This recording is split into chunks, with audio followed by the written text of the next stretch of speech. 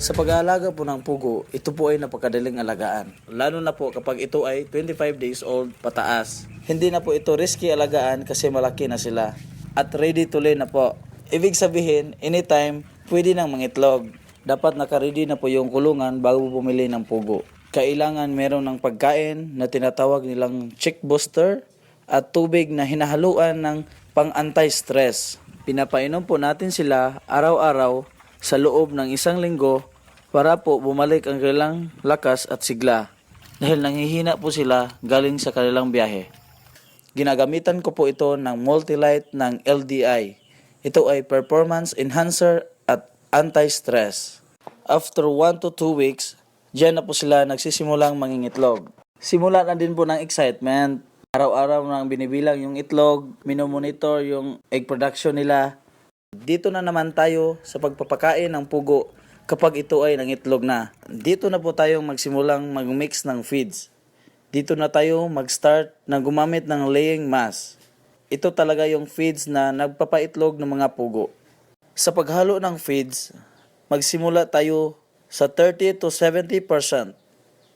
30% of laying mass and 70% of chick booster. Doon na din po tayong mag-apply ng 50% kapag tumaas na yung egg production nila. At kapag nakita na natin na nasa 90 to 100% na po yung egg production nila, diyan na po tayo mag-start na mag-apply ng full 100% laying mass. Kinakailangan, hindi po tayo agad-agad nagpapalit ng feeds kasi pumuputok po yung puwet ng ating mga pugo dyan. Sa pagpapakain, ginagamitan ko po ito ng Pilmico feeds kasi maganda po talaga siya. Lalong-lalo na po sa egg production niya, malalaki yung mga itlog, makakapal ang kanyang shell, at madami po talaga ang kanyang egg production. At kinakailangan, hindi talaga maubusan ng tubig at pagkain ang ating mga alagaing pugo.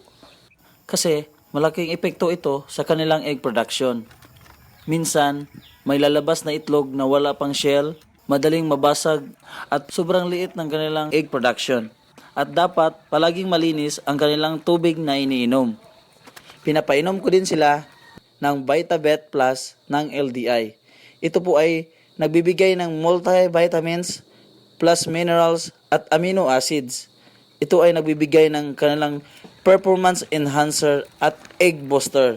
Ito po ay inihalo sa tubig 1 spoon in every 1 liter.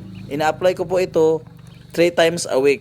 At kapag sila ay sinisipon, binibigyan ko po sila ng Doxilac para po ito sa antibacteria. 1 spoon in every 1 liter. Binibigyan ko din sila ng acid pack ng Unifeeds. Ito po ay pangkontra ng bakterya at to improve feed efficiency. And ito ay nagre-reduce din ng mortality para maging malusog at masigla po ang ating mga pugo at maiwasan pong magkasakit ito. Pinapainom ko din ito ng 3 times a week at palagi ko pong nililinisan yung area ng kulungan ng ating mga pugo para maging healthy sila at maiwasan po yung mga baho at langaw na dumadapo sa kulungan. At kinakailangang bago at malinis palagi ang tubig ng kanilang iniinom araw-araw. At dapat na hindi mainit yung lugar na kung saan inilagay natin ang ating mga pugo. Kasi ayaw po nila ng mainit at ayaw din po nila ng malamig. Kaya kapag mainit yung panahon, tinataas po namin yung trapal o yung sako na kinakabar dun sa kulungan ng ating mga pugo.